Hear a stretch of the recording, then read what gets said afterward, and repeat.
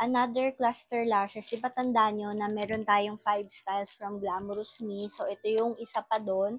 This is BK10. So, ito naman itatry natin. Ganun pa rin yung gagawin natin. So, again, oo, mahirap siya sa una talaga. Pero, ano lang talaga, sanayan lang, tsaka practice lang ng paglalagay. Magagamay nyo din ang paglalagay ng cluster lashes. At ang maganda kasi sa cluster lashes na glue-free, hindi mo na kailangan magdikit-dikit pa. Kasi meron na siyang dikit dito sa mismong lashes niya. Then, ulit tayo pababa sa ating mirror. Tapos, ilalagay natin siya.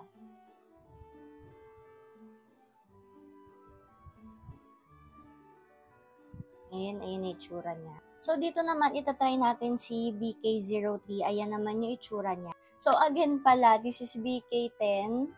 So, sa personal, parang hindi siya more on the natural side. Kasi medyo makapal din pala siya. So, ganyan siya tingnan. So, ganyan yung magiging itsura ng lashes natin. Ay, mas bet ko to, yung BK03. This is BK10. And this is BK03. Mas maganda tingnan tong isa kasi mas more like natural tsaka buhagag yung eyelashes natin dyan compare dito sa BK10 natin. So, yan, nilagay ko na sa pareho kong eyelashes yung BK03 and, diba, ang ganda niya. So, lalagay ko siya dyan sa yellow basket kung gusto nyo. Depende na lang sa preference nyo, pero ako mas bet ko yung BK03 kaysa sa BK10.